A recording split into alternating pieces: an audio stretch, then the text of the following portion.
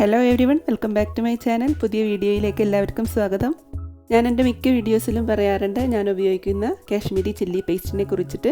ഞാൻ ഇന്ന് ഇവിടെ അതാണ് ചെയ്യാൻ പോകുന്നത്. ഞാൻ എങ്ങനെയാണ് കാശ്മീരി ചില്ലി പേസ്റ്റ് ഉണ്ടാക്കുന്നതെന്നും എന്തിനൊക്കെയാണ് ഞാൻ ഉപയോഗിക്കാറുള്ളതെന്നും എങ്ങനെയൊക്കെയാണ് ഞാനത് സൂക്ഷിക്കാറുള്ളതെന്നും ഞാൻ ഈ വീഡിയോയിലൂടെ പറഞ്ഞു തരാം.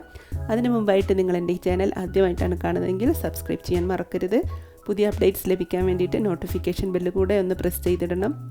കാശ്മീരി ചില്ലി പേസ്റ്റ് ഉണ്ടാക്കാൻ വേണ്ടിയിട്ട് പിരിയൻ മുളക് അല്ലെങ്കിൽ കാശ്മീരി മുളക് ഞെട്ടിയില്ലാത്തത് നല്ല ചുവപ്പ് കളറുള്ളത് നോക്കി മേടിക്കുക. ഞെട്ടിയില്ലാത്ത മുളക് നമുക്ക് സൂപ്പർ മാർക്കറ്റിലൊക്കെ മേടിക്കാൻ കിട്ടും.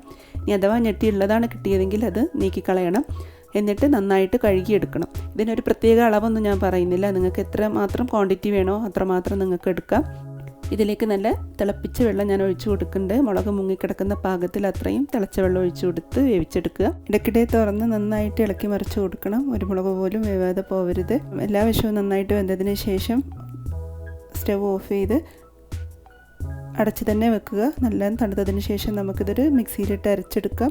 ഇത് നമ്മുടെ സാധാ കേരള ഫുഡിനായാലും അറബിക് ഫുഡിനായാലും ചൈനീസ് ഫുഡിനായാലും എല്ലാം ഞാൻ ചേർത്ത് കൊടുക്കാറുണ്ട്. ഏതൊരു റെസിപ്പിൻ്റെ കൂടി മാച്ച് ചെയ്ത് പോകുന്ന ഒന്നാണിത്. ഇത് മിക്സിയിലിട്ട് അരച്ചെടുക്കാം. നമ്മൾ വെന്ത വെള്ളം കളയേണ്ട, ആ വെള്ളം മാത്രം ചേർത്തിട്ടാണ് ഇത് അരച്ചെടുക്കുന്നത്. തികയാതെ വരുന്ന വെള്ളം ഉണ്ടെങ്കിൽ തിളപ്പിച്ചാറിയ വെള്ളമാണ് ഉപയോഗിക്കേണ്ടത്. സാധാ വെള്ളം ഉപയോഗിച്ചുകൂടാ. ഇതിൻ്റെ കൂടെ ഞാൻ ഈ വലിപ്പത്തിലുള്ള 4 വെളുത്തുള്ളി കൂടെ ചേർത്ത് കൊടുക്കുന്നുണ്ട്. ഞാൻ ഉപ്പിടാതെയാണ് ഇവിടെ അരച്ചിട്ടുള്ളത്. നിങ്ങൾക്ക് ഉപ്പിട്ടിട്ട് വേണമെങ്കിൽ സൂക്ഷിക്കുക കേട്ടോ. ഇത് നന്നായിട്ടൊന്ന് അരച്ചെടുക്കുക.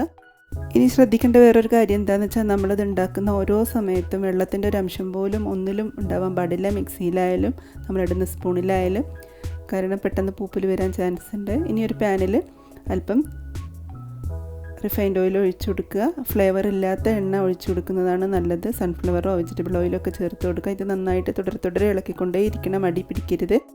ഇനി വെള്ളത്തിൻ്റെ അംശം കൂടുതലുണ്ടെങ്കിൽ ചിലപ്പോൾ നന്നായിട്ട് പൊട്ടിത്തെറിക്കാൻ ചാൻസ് ഉണ്ട്. അങ്ങനെ വരികയാണെങ്കിൽ നിങ്ങളൊന്നിതുപോലെ അടച്ച് വെച്ചിട്ട് വളരെ ചെറിയ തീയിലിട്ടിട്ട് കുറച്ച് സമയം വെള്ളത്തിൻ്റെ പൊട്ടിത്തെറിക്കലൊക്കെ കഴിഞ്ഞതിന് ശേഷം തുറന്ന് ഇതുപോലെ ഇളക്കി കൊണ്ടേയിരിക്കുക.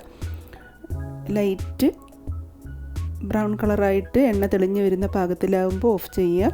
ഇത് സൂക്ഷിക്കുന്ന പാത്രത്തിൻ്റെ മുകളിലായിട്ട് എപ്പോഴും ഒരല്പം എണ്ണ ഒഴിച്ച് കൊടുക്കണം. എന്നാൽ പൊപ്പിൽ വരാണ്ട് നമുക്ക് ഒരുപാട് ദിവസം ഫ്രിഡ്ജിൽ തന്നെ സൂക്ഷിക്കാം. ഇത് ഫ്രീസറിൽ സൂക്ഷിക്കേണ്ട വിധം ഞാൻ എൻ്റെ കിച്ചൺ ടിപ്സിലൂടെ പറഞ്ഞിട്ടുണ്ട്. അത് നിങ്ങളൊന്ന് കാണുക. അതിൻ്റെ ലിങ്ക് ഞാൻ ഡിസ്ക്രിപ്ഷൻ ബോക്സിലും വീഡിയോൻ്റെ ലാസ്റ്റിലും കൊടുക്കുക. നിങ്ങളൊന്ന് പോയി കാണണം. ഈ ഒരു കാശ്മീരി ചില്ലി പേസ്റ്റിൻ്റെ വീഡിയോ നിങ്ങൾക്ക് എല്ലാവർക്കും ഇഷ്ടമായിട്ടുണ്ടെങ്കിൽ നിങ്ങളുടെ ഫ്രണ്ട്സിനും ഫാമിലീസിനും ഒക്കെ ഷെയർ ചെയ്ത് കൊടുക്കുക. Thanks for watching my channel. ഇൻഷാ അല്ലാഹ് മറ്റൊരു റെസിപ്പിയുമായി അടുത്ത വീഡിയോയിൽ കാണാം. അതുവരേക്കും ബൈ. Thank you.